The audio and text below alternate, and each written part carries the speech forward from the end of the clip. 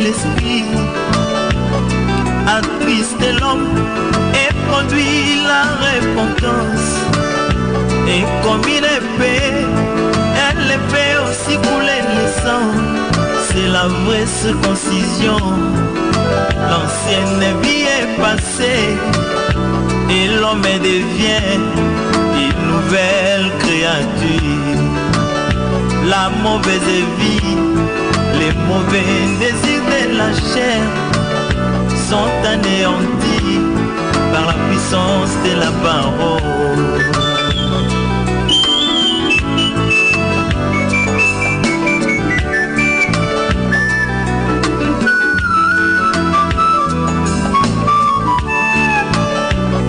J'ai vu Pierre après la vision du Saint-Esprit. Il s'est levé pour prêcher la parole. Bonsoir nos auditeurs de Mémo Radio, vous qui suivez l'émission Que la lumière soit. Vous avez dans ce studio notre bien-aimé Michel Tamba. Bonsoir. Bonsoir Michel. frère Alain. Pasteur Clid Mundanga est présent avec nous. Bonsoir pasteur. Bonsoir. Dans la présentation, votre bien-aimé frère Alain Victorien Nzaou. Nous voulons commencer notre émission par la réponse à une question qui a été posée par une bien-aimée, la sœur Frida, qui voudrait savoir ce que ça signifie lorsqu'on dit « celui qui regarde le ciel ne peut s'aimer ». Déjà, il faut vous préciser que cette question avait été répondue par le pasteur Clid dans les émissions précédentes et qui disait ceci simplement: lorsqu'on regarde le ciel, dans le ciel, qu'est-ce que nous avons? Nous avons l'amoncellement des nuages qui préfigure l'avènement de la pluie, l'orage, ainsi de suite. Et donc, celui qui regarde le ciel va hésiter de s'aimer dans l'objectif de récolter. Or, l'amoncellement des nuages dans le ciel explique également les difficultés que nous rencontrons dans la vie quotidienne. Un enfant de Dieu qui regarde aux difficultés pourra hésiter de s'aimer en l'homme de Dieu, parce qu'il était question de faire honneur au ministre de la parole. Et lorsque nous hésitons parce que nous sommes dans la galère, parce que nous sommes dans la rupture, alors à ce moment-là, nous ne pourrons pas poser des actes de foi pour bénir l'homme de Dieu, afin, en retour, que nous soyons bénis par le ministre de la parole. Voilà ce que cela voudrait dire lorsqu'on dit « celui qui regarde le ciel ne peut s'aimer », va hésiter de s'aimer, parce qu'on se dit ce serait peine perdue que de s'aimer lorsque nous sommes en difficulté. Ceci dit, nous voulons revenir au mouvement des animaux dans l'arche de Noé, particulièrement en ce qui concerne les oiseaux, et nous avons cité le corbeau et la colombe. Déjà, pasteur Clid avait commencé avec le corbeau, et il nous a appris que le corbeau qui allait et venait sans de bonnes nouvelles typifiait simplement notre bien-aimé Moïse, qui avec la loi ne pouvait accorder le repos au peuple de Dieu. Pasteur Clid Mundanga, nous voudrions dire également un tout petit mot pour l'événement que nous allons connaître le 9, avant que vous ne commenciez votre exposé. Sachez, bien aimé, que le 9 est un grand jour pour les citoyens célestes, parce que c'est la grande conférence qu'organise l'émission Que la lumière soit, et cela va se passer à l'amphithéâtre de Suéco à partir du 9, 10, 11 et 12 août prochain. Et nous espérons que nous serons tous nombreux à écouter l'exposé du pasteur Clid Mundanga sur le passage de l'Apocalypse 12, un grand signe paru dans le ciel. Pasteur, nous pouvons maintenant décortiquer la parole pour ce soir avec le mouvement des deux oiseaux. Oui, frère Alain, je transmets mes salutations. Donc, je veux dire, nous saluons tous les saints qui nous suivent à cette heure, du côté de Vungu, tous les saints de Vungu, tous les saints de Saint-Pierre ici, tous les saints de la base, tous les saints dispersés dans la ville de Pointe-Noire, où que vous soyez, vous qui nous recevez, que le bon Dieu vous bénisse, qu'il bénisse aussi votre entendement, tous nos fidèles auditeurs, hein, tout le monde, en tout cas, vous qui accordez de l'attention à ce programme, hein, fidèles auditeurs de la chaîne Mémo Radio, que le Seigneur vous fasse du bien. Je pense aussi à la maison qui nous reçoit. Hein, j'aimerais saluer l'homme de Dieu, l'apôtre Guiléon Ongania, qui est donc le conducteur de la Mémo Église. Que le Seigneur bénisse sa famille tant en Adam que dans le Seigneur. Nous saluons aussi la technique, car si le son est si bon, c'est avec le concours de notre dextérité. Voilà, la technicité. Notre bien-aimée Sœur Bercia, que le Seigneur la bénisse encore davantage. Et nous voulons aussi rappeler à ceux qui vont nous prendre ce soir seulement que vous pouvez réagir au 04 020 26 98. 04 020 26 98. À défaut de ce numéro, appelez-nous, je veux dire écrivez-nous. Ce soir, écrivez, c'est mieux. Écrivez, c'est mieux. Écrivez, il n'y a pas moyen de recevoir vos appels. Écrivez au 04 020 26 98. À défaut, écrivez au 06 945 35 24. Nous disons aussi que, comme disait le frère Alain, nous avons ce grand programme de tous les citoyens célestes en pèlerinage au Congo, parce que nous croyons que nous sommes au Congo en pèlerinage. On est congolais que par rapport à la vie, mais après la mort, plus personne n'est congolais. Nous pourrissons tous, nous représentons la poussière. Mais les citoyens célestes retourneront dans leur patrie céleste. Cela est très important. On est congolais par naissance. C'est même ça le droit du sol, c'est par naissance. Mais pendant la mort aussi. Mais après, si tu n'as pas de place au ciel, alors tu vas errer, seulement tu finiras en enfer, je ne sais pas, tu n'auras pas de repos. Voilà pourquoi il est important de préparer son éternité. Et ce programme donne l'occasion à tout un chacun de revoir sa vie et de préparer son éternité. Voilà pourquoi nous invitons tous les habitants de la ville océane et de ses environs. Vous qui nous suivez, informez les autres. Le meilleur cadeau que tu donnes à un frère, c'est de l'emmener à Christ. C'est de l'emmener à comprendre le trésor que toi aussi tu as reçu.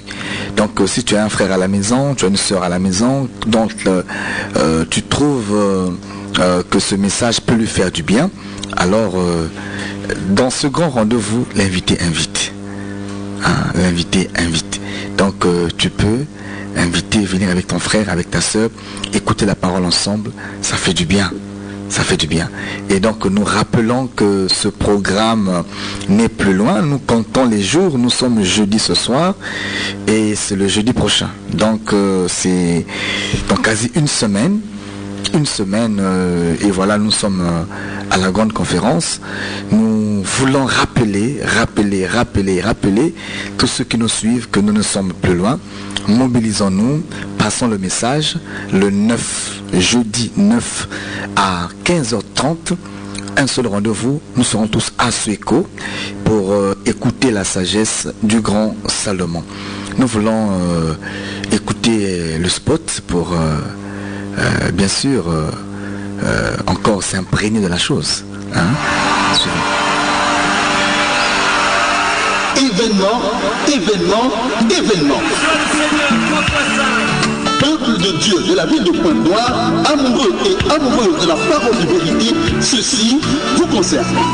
L'émission Que la lumière soit, en collaboration avec l'église Le Rassemblement des Saints, vous invite massivement à prendre part à la grande conférence biblique qu'elle organise du 9 au 10 août 2018, de 15h30 à 19h. Béni soit son Saint-Nom. Lieu, amphithéâtre de Suécou au centre-ville de Pointe-Noire, du samedi au dimanche à l'église le Rassemblement des Saints à la base Sotoprise près du pont. Sous le thème, un grand signe parut dans le ciel.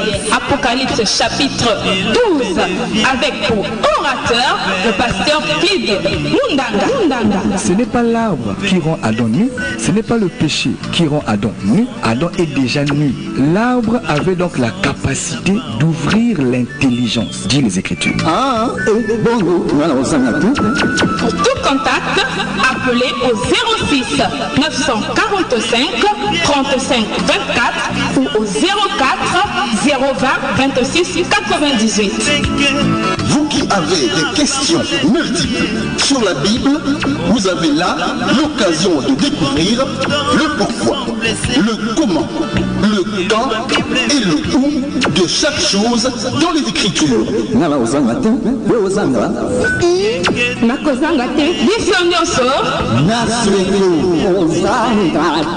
Que Dieu vous bénisse. Zambi kusakumuna benu. Zambé apambola bino.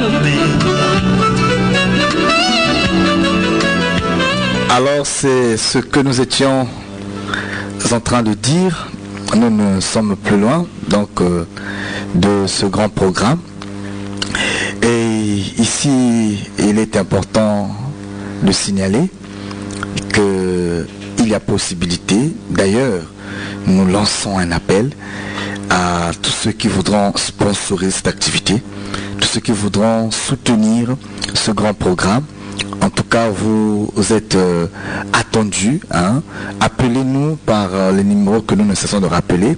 Appelez et rapprochez-vous.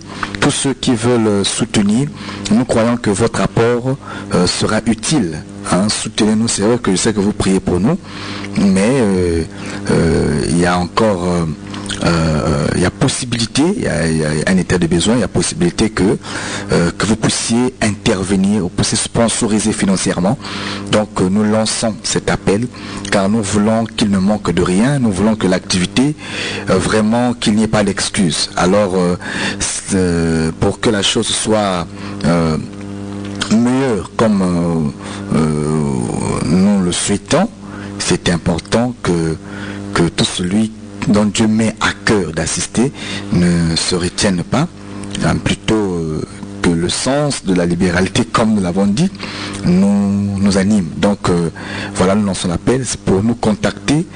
Appelez-nous au numéro que nous donnons, donc 04 020 26 98 ou encore 06 945 35 24. Par ces numéros, facilement vous pouvez nous atteindre et ça permettra à ce que tu puisses contribuer et que cette grande bénédiction soit aussi ton partage. Voilà. Il y a une sœur, la sœur Frida, j'ai suivi la question, qui voulait savoir... celui qui regarde le ciel, voilà, le sens de celui qui... Le sens de celui qui... comment je veux dire ça? Celui qui regarde donc le ciel ne s'aimera pas. Donc nous voulons aussi dire que quand vous regardez au ciel du Congo, le ciel du Congo est très très très orageux. Il y a des tonnerres de la rupture, les tonnerres de la galère, il y a les tonnerres de renvoi au service ça et là. Mais si vous regardez à ça, certainement vous ne s'aimerez pas, vous ne ferez pas du bien. Il y a même des gens qui prennent la rupture pour un prétexte maintenant. Malheureusement, oui. Voilà, pour étaler ce qui n'est pas bien, que nous ne voulons pas citer ici. Donc, un enfant de Dieu ne regarde pas aux circonstances quand il veut s'aimer. Il ne regarde pas aux circonstances parce que son Dieu est le maître des circonstances et du temps.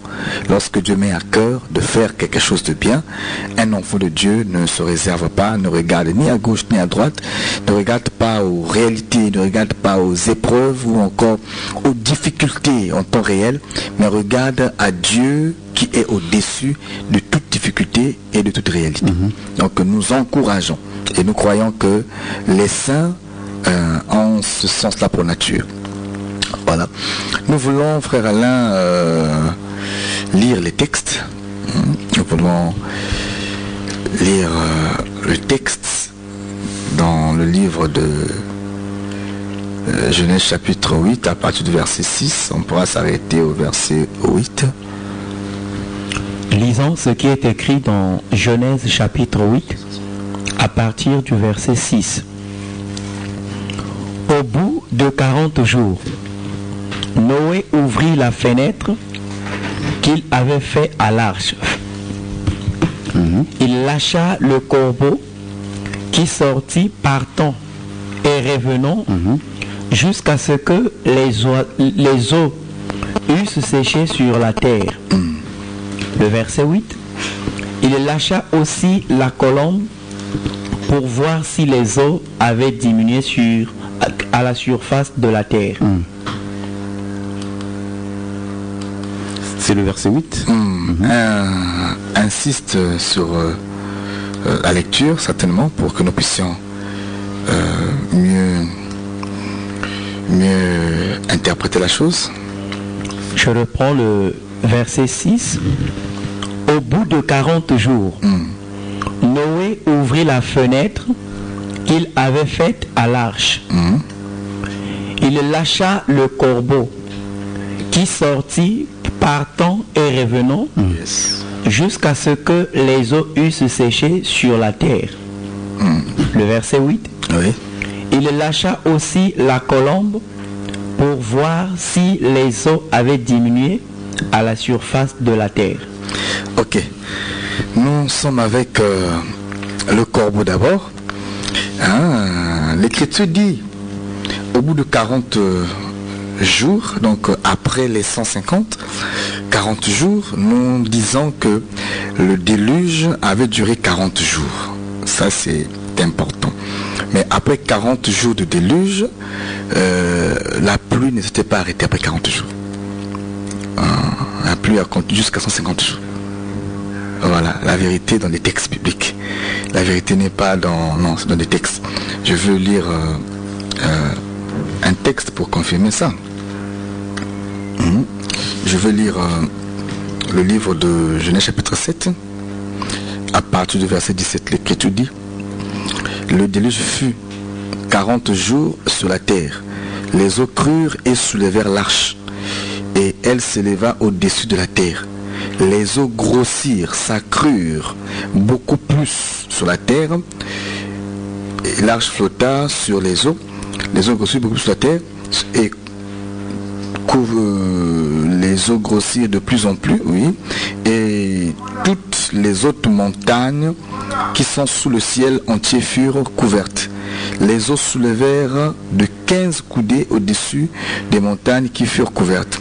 Tout ce qui se mouvait, oui, je vais prendre le verset 24, l'Écriture dit: les eaux furent grosses sur la terre pendant 150 jours. L'Éternel se souvint de Noé, de tous les animaux et de tout le bétail qui était avec lui dans l'arche. Et Dieu fit passer un vent sur la terre, et les eaux s'apaisèrent. Les sources de l'abîme et les écluses des cieux furent fermées, et la pluie ne tomba plus du ciel. Pensant que l'Écriture, c'est la seule vérité absolue. Donc vous voyez que le déluge avait fait 40 jours, mais la pluie continuait de tomber après 40 jours. C'est très important. Donc il faudrait que le peuple s'habitue à la lecture, parce que souvent on nous emmène à gauche et à droite lorsque nous ne vérifions pas les Écritures. Mais quand on vérifie les textes, on s'appuie sur le réel et sur le concret. Donc après 40 jours, la pluie continuait, devait faire 150 jours. Maintenant, après 150 jours, ça atteignait le point culminant. Donc après, Dieu fait passer un vent qui apaise, donc qui fait arrêter tout. 150 jours après, les eaux redescendent. Mais il faut attendre encore 40 jours. Maintenant, après 40 jours, c'est là où les eaux ont commencé à baisser et Noé libère le corbeau. Donc le corbeau n'est pas libéré comme ça, non. Il faut attendre 40 jours. Pourquoi on libère le corbeau? Non, l'Écriture dit que, je vais lire ça encore, je vais lire ça. Au bout de 40 jours, Noé ouvrit la fenêtre qu'il avait faite à l'arche, il lâcha le corbeau qui sortit, partant et revenant, jusqu'à ce que les eaux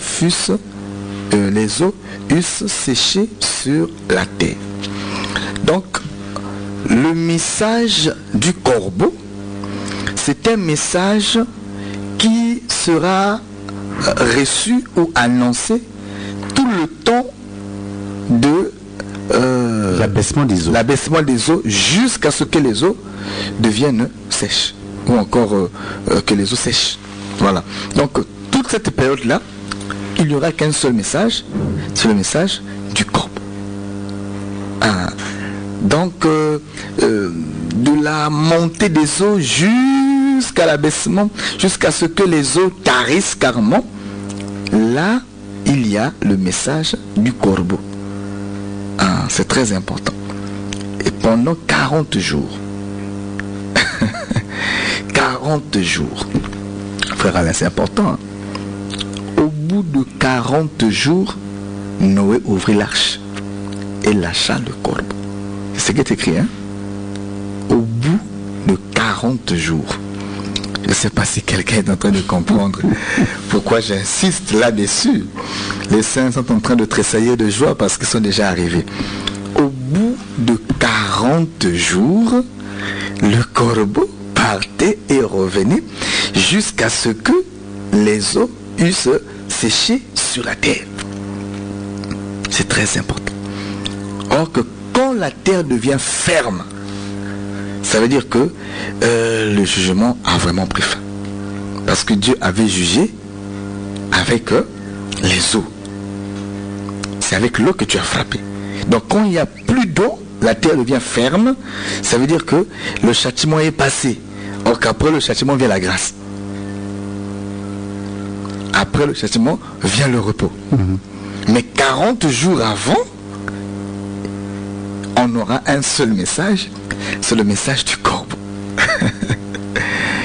Évidemment, après la grande souffrance de l'Égypte, au bout de 40 jours, Dieu a libéré Moïse. Pour que Moïse parte et revienne pendant 40 jours. Mais après 40 jours, Moïse entre dans l'arche et sort plus. Frère Alain, je sais que les saints sont déjà arrivés là où je suis en train de marcher. Donc nous disons que au bout de 40 jours, pour être plus simple, 40 jours veut dire 40 ans.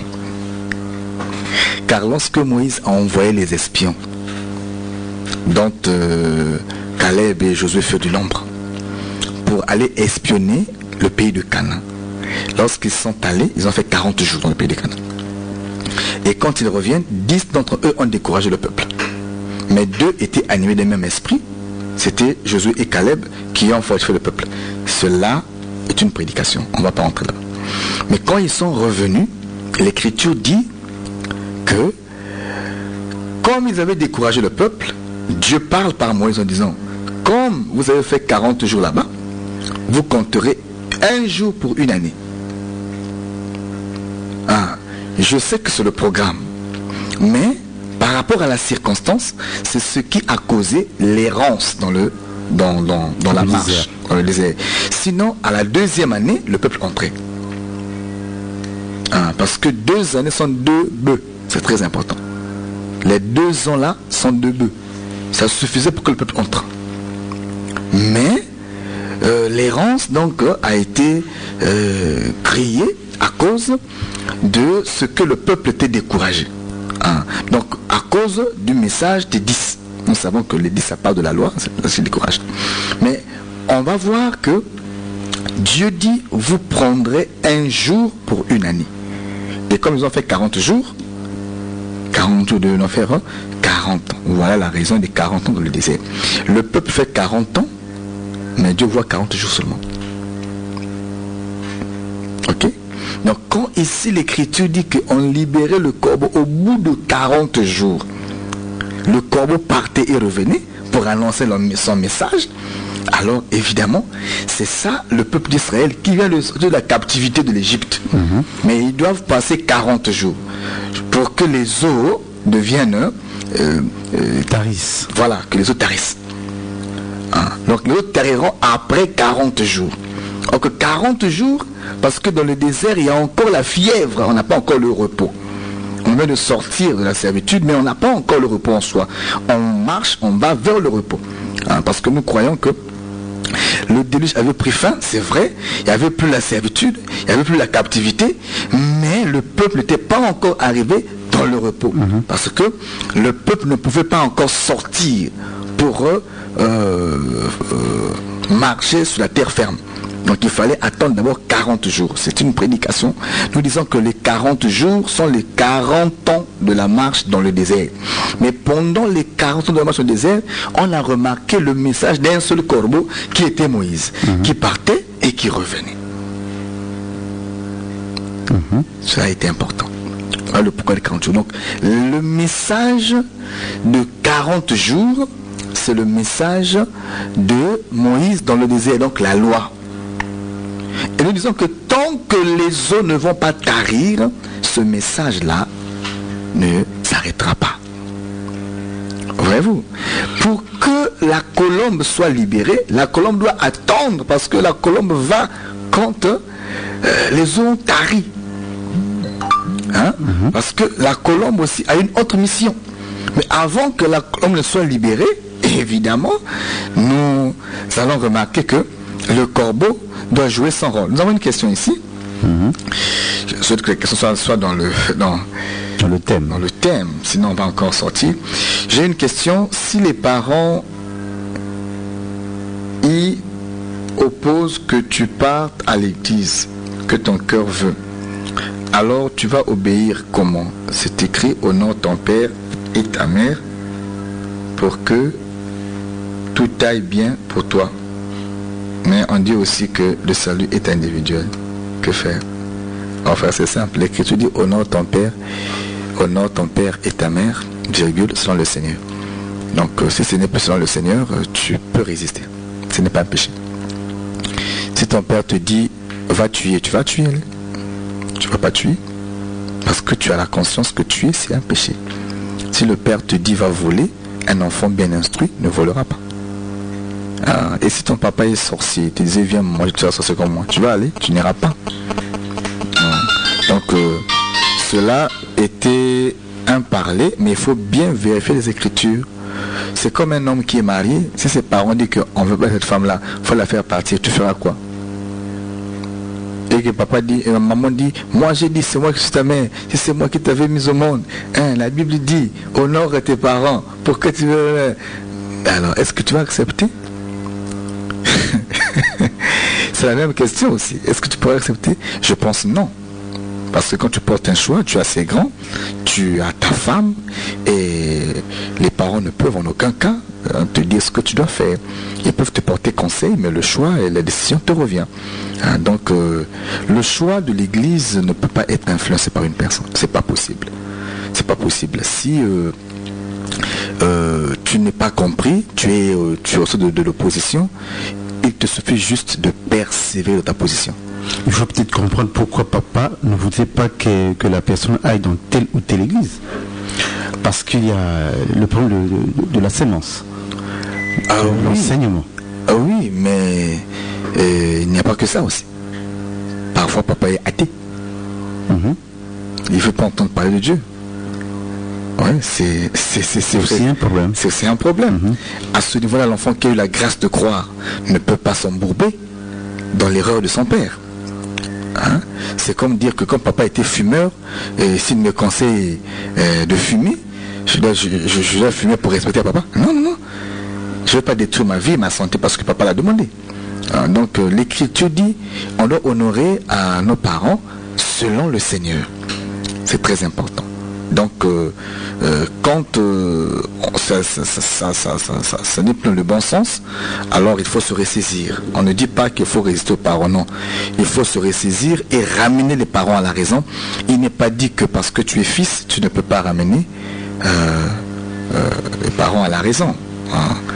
Bonsoir, pasteur. Une autre question, je vous en prie. Là au moins c'est le frère Wesley. Bonsoir, pasteur. Vous aviez parlé de 2 ans qui parlent de deux bœufs. Qui sont ces 2 bœufs? De la part de... Frère, vous savez, toutes les fenêtres ne sont pas à ouvrir, sinon on ne va plus dire l'essentiel. J'arriverai si l'esprit me conduit là-bas, sinon je veux... Parce que pour expliquer les 2 bœufs, j'ai donné ça en témoin, mais je dois marcher pour arriver là-bas. Alors que je suis encore sur une pensée que je ne voudrais pas perdre de fil. Donc je disais que je vais reprendre à ça, frère Wesley, mais comme nous sommes là autour, laisse-moi marcher jusqu'à arriver là-bas. Je disais que si les eaux n'ont pas encore taré pour revenir sur le thème, on ne peut pas libérer la colombe. Donc nous comprenons que le message du corbeau est différent du message de la colombe. Mais le message de la colombe est un complément du premier message, parce qu'il n'y aura pas le deuxième s'il n'y a pas un premier. Voyez-vous. Mais tout ce temps-là, le peuple devrait seulement écouter la loi de Moïse. C'est très important. Et vous allez remarquer que dans le désert, on mange la manne. Mais après le désert, quand les eaux ont tari et qu'on rentre dans une autre terre, parce que la terre nouvelle, c'est Canaan. La nouvelle terre après le déluge, c'est aussi ça l'image de Canaan. Donc lorsque on rentre dans la terre de Canaan, sous Josué, on a mangé la manne la dernière fois avant la traversée. Après la traversée, la manne aussi ne tombait plus. Dès qu'ils sont entrés à Canaan, la manne est tombée parce que là-bas, il faut maintenant manger le fruit du pays. Voyez-vous, la manne, c'est la nourriture du désert. Voilà pourquoi quand Christ parle de la manne, il dit vos pères ont mangé la manne dans le désert, parce que c'est ça la nourriture du désert. C'est ça le pain de la marche. C'est ça la nourriture de la marche. Voyez-vous, c'est ça aussi le message ou la nourriture de 40 jours. Donc pendant 40 jours, quand on dit Noé lâcha, c'est ça, Dieu qui a libéré Moïse pour qu'il le conduise pendant 40 jours de peuple. C'est ça. Donc quand tu vois le mouvement du corbeau, ça parle des 40 jours de Moïse qui était en train de monter et descendre, qui allait et revenait pour rassurer le peuple jusqu'à l'emmener à bon port. Maintenant, quand ils arrivent à bon port, on récupère Moïse et rentre dans l'arche. Voilà pourquoi là où Moïse a été enterré, on connaît seulement le lieu, mais personne n'a assisté à l'enterrement de Moïse. Ils ne savent même pas si Moïse était là. Vous savez que Moïse a été... La veille de Moïse était une veille sans corps. Parce que dans la Bible, il y a 2 veillées. Dans les Écritures de la Bible, il y a 2 veillées. Amen.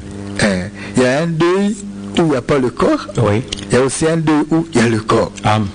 Israël est en train de pleurer, mais le deuil d'Israël n'a pas de corps. Les aigles aussi, eux ils pleurent, mais quand les aigles pleurent, c'est autour du corps. Amen. Donc il y a le corps, la veille qui a un corps et la veille qui n'a pas de corps. Ça c'est très important. Parce que même Saül, quand la veille a commencé, il n'y avait pas de corps. Le corps était entre les mains des Philistins, mais Israël pleurait la mort de Saül. C'est très important. Donc nous disons que la veille sans corps, c'est ça, ceux qui se rassemblent, mais le Seigneur n'est pas là. Oui. L'enseignement véritable n'est pas là. Parce que le cadavre, c'est l'enseignement. Il y a des peuples qui se rassemblent pour se faire plaisir, pour se dire ce qui est bien aux oreilles, mais l'enseignement du Seigneur n'est pas au centre. Or que nous croyons que si le rassemblement n'est pas question de Jacob, mais c'est pas la peine. Oui. Si le rassemblement n'est pas question de Jésus, mais c'est pas la peine. Or que Jésus, autant nous sommes, c'est l'enseignement véritable. C'est le pain sans levain, Oui. l'enseignement sans mélange, sans mesure. Voyez-vous? Donc nous disons que le cadavre est très important pour les aigles. Le corps est très important pour les saints. Et nous croyons qu'une veillée qui n'a pas de corps, est une veillée où les femmes pleureuses ne peuvent pas pleurer. C'est très important. C'est une veillée où le cantique funèbre ne peut pas être chanté. Parce que nous croyons que pendant le deuil, il faudrait que les femmes pleureuses, qui ont les deux mamelles, puissent animer la veille. Sinon, c'est pas la peine. Voyez-vous? Après viendra la question de savoir, mais femme pleureuse, pasteur, c'est qui, mamelle, ainsi de suite. Là, vous ouvrez une fenêtre, là. Oui, mais c'est ça la beauté même de l'émission. Voyez-vous, il y a certaines fenêtres qui constituent la nourriture de certains frères. Nous sommes en train de donner la nourriture. Donc là où il y a l'os, on donne ça à Yaya. Là où il y a la chair, on donne ça au petit frère. Et là où il y a la soupe, on donne ça au bébé. Et chacun mange au fur et à mesure. Il ne faudrait pas que tout devienne... Oui, parce que, vous savez, il y a des pensées qui doivent rester comme ça. Pour permettre à certains frères aussi de mieux naviguer. Donc que la lumière soit, c'est ça la corbeille la plus élevée. Parce que l'Écriture dit que dans la corbeille la plus élevée, il y avait tous les mets du roi. Il y avait tous les mets du roi. Donc nous disons que la lumière soit, c'est aussi une corbeille, mais la corbeille la plus élevée. C'est-à-dire que la particularité, c'est que nous nous efforçons, par la grâce du Seigneur, d'apporter à tout le monde. Et les enfants et tout le monde. Voilà. Donc, je disais, frère Alain, que pendant ce temps-là, il faudrait que Moïse seul soit consommé. C'est la loi. Donc 40 jours, c'est le temps de la loi. Et c'est après 40 jours, j'ai dit que Moïse s'arrête. Moïse, on le récupère dans l'arche. Voilà pourquoi, là où Moïse était enterré, personne n'a vu. Le corps de Moïse, personne n'a vu ça. Ils savent seulement qu'il était enterré là-bas. Ils ont pleuré, mais ils n'ont pas vu le corps de Moïse. Où était parti Moïse? Noé avait ramené le corbeau dans l'arche. C'est ça que la lumière soit. Parce que quand le corbeau rentre dans l'arche, il ne sort plus, frère. Au bout de 40 jours, après 40 jours, il ne sort plus. C'est maintenant le tour de la colombe. Voilà. Mais le corbeau est allé où? L'Éternel enterra Moïse. Comment il peut enterrer Moïse? Comment? Il n'a pas de mains, il n'a pas de pieds, l'Éternel. Il a enterré Moïse là, comment? L'Éternel enterra Moïse. Maintenant, comment il a enterré Moïse? On n'a pas vu la tombe. Parce que ce qu'Israël cherche jusqu'aujourd'hui, c'est au moins un espace où ils peuvent pleurer Moïse. Mais Moïse n'a pas de tombe en Israël.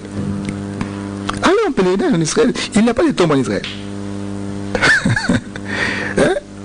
Un grand prophète de sa carrure, il n'a pas de tombe en Israël. Pourquoi? Parce que Noé avait ramené le corbeau dans l'arche. L'Éternel enterra Moïse. C'est très important. Mais nous disons aussi, frère Alain, que Moïse n'a pas donné le repos au peuple. C'est un parler. Quand on parle de Moïse, on fait allusion à la loi. La loi c'est l'écriture. Voilà, la loi ne garantit pas le repos du peuple. Mais pour que la loi donne la vie, la loi doit être interprétée. La loi, c'est ça le songe du roi, qui n'a pas de vie s'il n'est pas interprété. Et bien interprété. Et bien interprété. Parce que il y a de ceux qui interprètent mais ils n'ont pas le songe. Parce que le roi avait dit que ceux qui interprètent sans avoir le songe, ce sont les magiciens. Parce que l'Écriture dit qu'il y avait des magiciens, il y avait des chaldéens, il y avait des satrapes qui étaient là, des astrologues qui ont dit au roi, non, vraiment nous on ne peut pas interpréter comme ça. Donne-nous d'abord le songe. Donc ils veulent tenter d'interpréter. Non. Comment ça? interpréter. Cherchez d'abord le songe. Et ils ont voulu interpréter, mais ils n'ont pas le songe. Mais comment vous allez interpréter, vous n'avez pas le songe? Hein? Et aujourd'hui, il y a des frères comme ça. Donc quand tu vois un frère qui interprète, mais il n'a pas de songe, il faut comprendre que c'est un magicien. C'est un magicien. C'est-à-dire qu'il donne des révélations, mais quand on vérifie les Écritures, c'est pas écrit. Donc c'est un magicien. Quoi. Donc c'est-à-dire qu'il fait la magie. Comme il ne peut pas créer les versets bibliques, mais il fait la magie comme ça. Ça c'est un magicien. Et il faut faire attention à des pareilles personnes. Ici, une question. Une question. Je vous prie, citez, annoncez-vous, ça permet à être un peu plus précis. Pasteur, la loi qui ne pouvait point apporter le repos au peuple, explique-t-elle aussi Moïse qui n'est pas entré à Cana? Oui, c'est ça, frère, c'est juste. Parce que Moïse est lui-même l'incarnation de la loi. Lorsqu'il n'entre pas à Cana, Cana c'est le repos, c'est-à-dire que la loi s'arrête avant le repos. La loi n'introduit pas dans le repos. Et donc la loi elle-même ne donne pas le repos. Et le repos sortira de la loi. C'est pas la loi qui l'apporte, mais de la loi sortira la colombe qui donnera donc le repos. C'est très important. Frère, en tout cas, tu as bien... C'est vraiment une compréhension parfaite. J'ai encore une autre question ici. Bonsoir, pasteur. Pourquoi la parole doit être traitée comme un cadavre? L'Écriture dit là où est le cadavre, là s'assemble. Voilà, s'assembleront les aigles. Et tu remarqueras que le cadavre dont on parlait, c'était aussi la personne de Jacob. Là où était Jacob, parce que quand le cadavre de Jacob avait été recueilli, tous les enfants s'étaient rassemblés. Et le cadavre de Jacob a rassemblé les Égyptiens et les Juifs. Amen. Et les Hébreux. Voyez-vous? Or que le cadavre véritable, c'est le cadavre du Seigneur Jésus-Christ, je veux dire, qui rassemble toutes les nations. Amen. Amen. Dans un corps appelé Église. Donc, là où il y a le cadavre, or que le cadavre aujourd'hui, qui n'est plus physique, mais nous voyons le cadavre par son enseignement. Amen. Voyez-vous? Jésus vit par son enseignement. Et quand il y a l'enseignement du Seigneur, c'est là où les aigles, les prédestinés, viennent s'assembler. Voilà. Donc voilà pourquoi nous disons que le cadavre, ça parle de la parole. Parce que les œufs du prophète, c'est aussi la parole. Mais on va, si Dieu nous fait grâce, on va expliquer ça. Parce que quand Élisée meurt, vous allez remarquer que lorsqu'un enfant tombe sur ses os, l'enfant revit. L'enfant ressuscite. C'est très important. Comment les os de quelqu'un peuvent redonner la vie. Or nous savons que ce qui donne la vie, c'est la parole. Donc, j'ai deux autres questions ici. Oh, je crains de perdre le fil. Bonsoir, pasteur. Pourquoi la parole est traitée comme un cadavre? Voilà. C'est la question qui revient. Le frère l'a écrit aussi par... c'est le frère Alliance. Oui, c'est le frère Alliance. J'ai pas fait attention au numéro. C'est le frère Alliance qui avait posé la question sur le cadavre. Frère Alliance, je pense que la réponse était donnée. J'ai une autre question. C'est la sœur Frida. J'ai une question. Si les parents ont eu... les parents y opposent que tu partes donc à l'église, là elle pose la question encore, que ton cœur veut, alors tu vas obéir comme c'est écrit, au nom de ton père et ta mère. Je pense qu'elle était répondue sur cette question. Oui, déjà, oui. Pour que tu ailles bien, tout aille bien pour toi. Donc aussi le salut est individuel. Alors que faire, voilà. La position de M10, ça revient. Ok, sœur Frida, nous avons répondu à cette question. Si les parents s'opposent alors que tu as découvert la vérité, fonce. Et finalement par comprendre que tu es dans la vérité. Vous savez, il y a des choses qu'on n'est pas obligé de faire avaler aux gens aussitôt. Mais seulement, la sœur Frida ne va pas préciser si les parents sont athées ou bien notre confession de foi. Non, mais on ne va pas s'opposer à un enfant, même si on a une confession de foi. Contraire, il faut présenter à l'enfant ce qui est juste. Hein, on ne va pas dompter ou je ne sais pas user de son autorité parentale sur la foi. Ça ne marche pas. Ça ne marche pas. Si j'ai des enfants ou des frères sous mon autorité, je partage avec eux. Hein, la parole. C'est la politique de leur convaincre. Parce que s'ils viennent par forcing, ils seront hypocrites. Il faudrait que la parole les convainc. Hein, donc on convainc avec la parole. On ne dit pas c'est moi le père ici, il faut faire. Non. Ça c'est pas intéressant, la foi ne marche pas avec ça. Hein, donc nous disons que c'est important sur Frida. Si tu as découvert la vérité, alors fonce là où il y a la vérité. Si Dieu t'a éclairé, va, écoute la voix du Seigneur. Vous savez, un jour Pierre a dit, jugez-en vous-même. Est-il qu'est-ce qui est préférable que craindre les hommes ou craindre Dieu? Voilà, Pierre là, avait déjà répondu à cette question. Donc si Dieu t'a convaincu, fonce, les hommes finiront par te comprendre. Et je disais que le corbeau, hein, le message du corbeau, le message de la loi, mais aujourd'hui aussi, frère Alain, nous avons des corbeaux. Oui.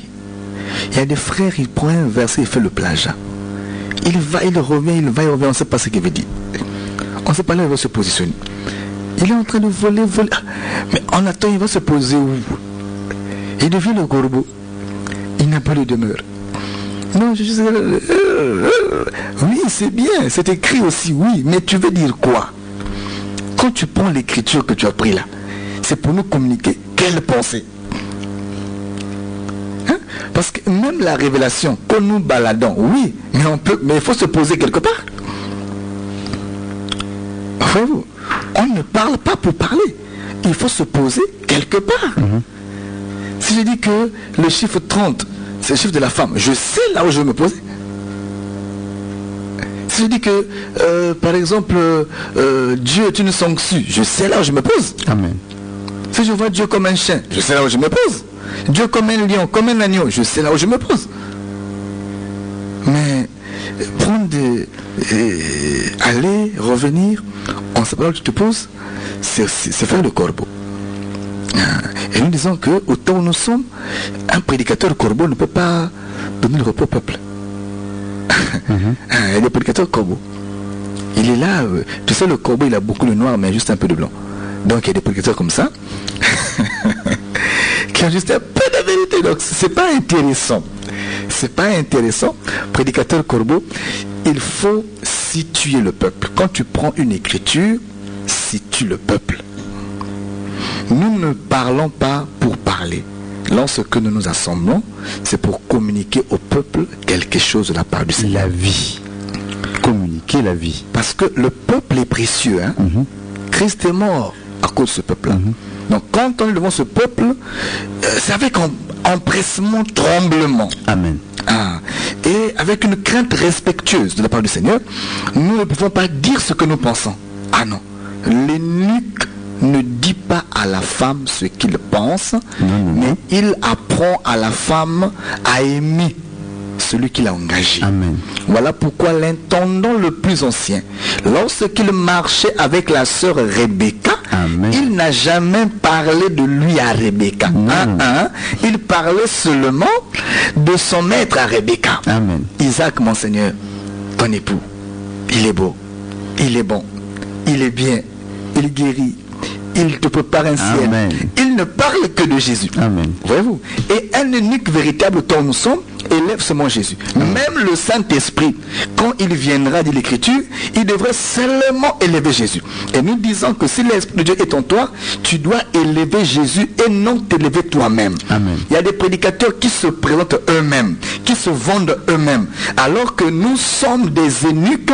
Un eunuque est castré. Il ne peut pas aimer une femme. La femme, c'est pour le roi. Amen. Nous ne sommes que des eunuques. Parlons de Jésus et non de nous, de nos voyages, de nos succès, quoi que ce soit.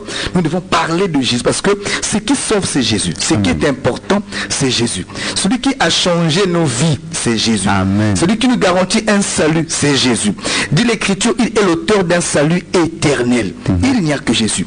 Donc si tu es serviteur du Seigneur, frère bien-aimé, ne parle pas de toi. Parle de l'agneau. Amen. Parce que l'intendant le plus ancien a parlé de Jésus. Et cela est très important. Ça a fait que, comment on appelle ça, Rebecca avait eu toute l'image d'Isaac avant de voir Isaac. Amen. C'est ça, une église qui est fondée sur l'enseignement des apôtres et des prophètes. Amen. Et donc Christ est la pierre angulaire. Les frères, les sœurs qui abritent une pareille assemblée, ils ont l'image de Jésus.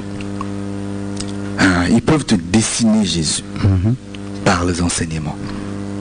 Ils savent à quoi il ressemble dans l'enseignement. Et le jour où Rebecca a seulement vu de loin, là où je vois là-bas, c'est pas lui. Ça doit être lui. Parce qu'elle était bien enseignée et bien renseignée Amen. sur son époux. Autant où nous sommes, nous devons renseigner et enseigner l'Église sur l'époux. Nous sommes les égailles qui devons préparer Esther à rencontrer Assyrus. Amen. Donnons à Esther le parfum dont elle a besoin. Donnons à Esther l'huile dont elle a besoin. Et nous disons que le parfum, c'est la prière, mais l'huile, c'est l'onction et l'enseignement. Amen. Il faut donner au peuple ce qui est utile pour préparer son salut. Ne soyons pas des corbeaux, mais soyons posés quelque part. Nous tendons vers la fin de ce programme de ce soir. Nous rappelons que nous passerons demain. Nous passerons aussi samedi. Donc demain on passe à 22h même heure, mais samedi on va décaler à 20h30. À 20h30. Voilà. Je rappelle que les 2 premiers jours le programme aura lieu à Suéco, jeudi 9 et vendredi 10, de 15h30 à 19h30, nous sommes à Suéco, mais le samedi et le dimanche 11 et le dimanche 12, nous serons à la base Socoprise. Donc dans l'enceinte de l'église, le rassemblement des saints. Mais nous rappelons aussi que demain, à l'église, le rassemblement des saints à la base, nous avons un fervent culte dans la présence du Seigneur, où un thème excellent est en train d'être toujours développé. Vous savez que si la nuée n'a pas d'eau, alors il n'y aura pas l'enlèvement. Parce que le Seigneur lui-même doit être porté dans la nuée. Donc s'il n'y a pas d'eau, il n'y aura pas d'enlèvement. Nous disons même que s'il n'y a pas l'abondance des eaux, si les eaux ne grossissent pas, même l'arche ne montera pas. Donc nous disons que l'abondance de la parole est importante. S'il n'y a pas la parole abondante, le peuple ne connaîtra pas l'enlèvement. Et c'est très important. Demain, vous pourrez nous rejoindre à la base Socoprise de 17h30 à 20h. Nous serons en train de parler du châtiment ou encore du procès de l'Éternel en Éden. Demain, à la base, vous pourrez nous retrouver. Mais sinon, le dimanche aussi, de 9h pile à 12h pile, nous avons